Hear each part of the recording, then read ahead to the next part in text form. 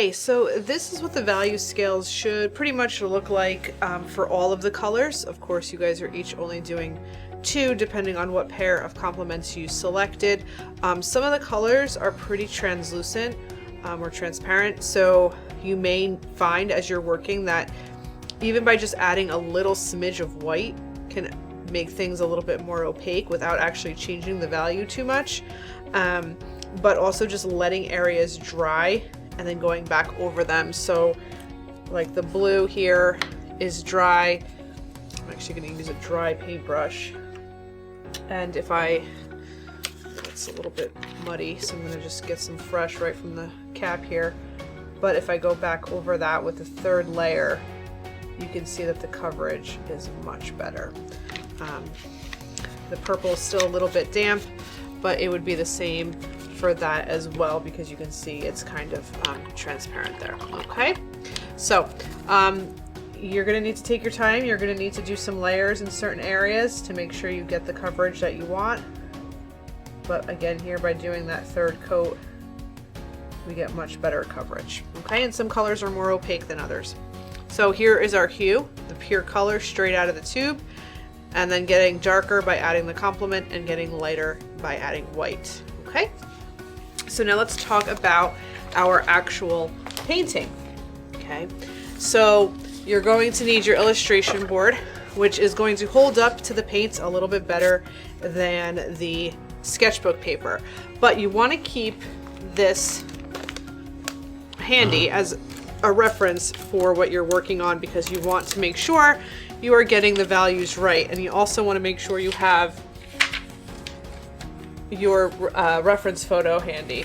But what you want to do is recreate these values in this, but we're going to first do the background. Okay, so I'm going to use I have a bigger brush than what I sent home with you guys, so in the interest of saving time here, I'm going to use the bigger one. If your water starts to get super muddy like this and starts to look like coffee or something like that, go change it, get fresh water. I'm just going to use the other side here. I'm not going to use too much water though. We don't want to use that much water. So I have all the colors here because I was doing all of the colors, but you can see that once this is dry, this actually very easily peels out and it's much easier to clean. So don't let it dry too much where it gets like really stiff, but if it's still a little bit flexible, it's really easy to peel out the dried paint. Okay, and you can just kind of use your nail to scrape out the rest. So I'm gonna get some more paint. I need, okay, I'm gonna look at this, right? I'm using red and green. What color do I like better for my object, and what color do I like better for my background? I think I'm gonna go with a red background, okay? And then I'm gonna do green for my object. So I'm just gonna take a clean brush, scoop out a little bit of red, okay? And I have some white here as well. So what you're gonna do is called wet and wet blending, and we're just gonna start to paint in the background, and we wanna have some tints. So I'm just gonna put some red down because it's on my brush, and I'm gonna pick up white, and I'm gonna blend right on my illustration board. And it's okay to load your brush with paint, and see, I don't have to worry about my table because I have my placemat down. Okay, and this first layer is going to kind of blend into your illustration board kind of quickly. So if it's streaky or doesn't look exactly the way you want it, don't worry about it. We're going to fix it with the second layer. So we want highlights, and now here, it doesn't matter if I go over my edge, okay? Because we're gonna do wet on dry blending to get that clean edge of your object back. So my paint is wet, just put a little white down, pick up a little bit of red on my brush, and blend those colors into the background. A little bit more red, a little bit more white. So now this is damp, right? There's areas that are going to be a little bit wetter than other areas, and it's a little streaky. It's kind of like a harsh transition right here, and I might not like that, right? But if I keep working this in the same spot, it's going to start to peel up. So I'm just going to let it go. Okay, it's okay. I'm going to pick up some white, brush on some white here, a little bit of red, and smush that around.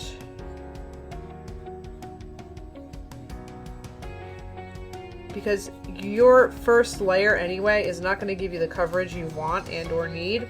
So you're just getting a base coat down. And then you can go over once it's fully dry, go back over and blend in another layer, and it'll look really, really nice. And if we were working on something like canvas, it'd be a little bit easier. The paint stays wet a little bit longer, I feel like, with a canvas, and it's a little bit easier to get those smooth blends that you want. But this will do in a pinch. Illustration board is great. It's great for dry media. It's also great for wet media. It stands up to paint, so you can use acrylic on it or watercolor. A little bit more white.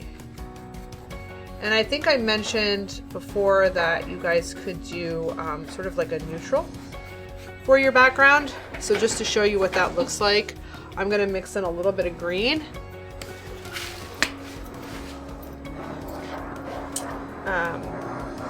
So here's my green, here's some red, and that's going to make a really pretty gray when you add white to that. So you could use something like that too for your background if you wanted to. So for our purposes here, I'm going to kind of stick to the red, I think, so my painting doesn't look all mishmashed. Okay, so I'm going to just pick up some more white and a touch more red and do that center part. Because the idea is that this object is sort of floating in space, right? It's an illusion. It's magic. So you can still see the pencil lines through, right?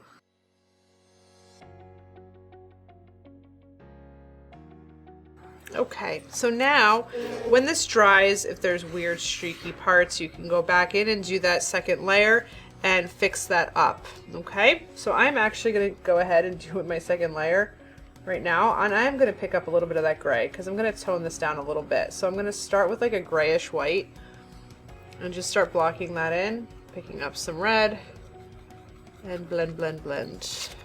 And you guys can use a hairdryer at home if you want to speed up the drying process. Just keep it on low and don't go too close because you don't want to like hit it with too high of a heat. So you can see I'm just kind of picking up paint with my brush, and then I'm blending it directly on my illustration board. I'm not mixing the color first. So you may be tempted to wet your brush, but don't. Adding too much water to this will just ruin your paper. So just use the paint the way it is, don't water it down. And you can do your background kind of in any pattern you want. Oops, went a little dark there, my bad. Did not mean to do that. But hey, that's okay because mistakes happen. And we'll just pick up a little bit more white and blend it in. See? No worries.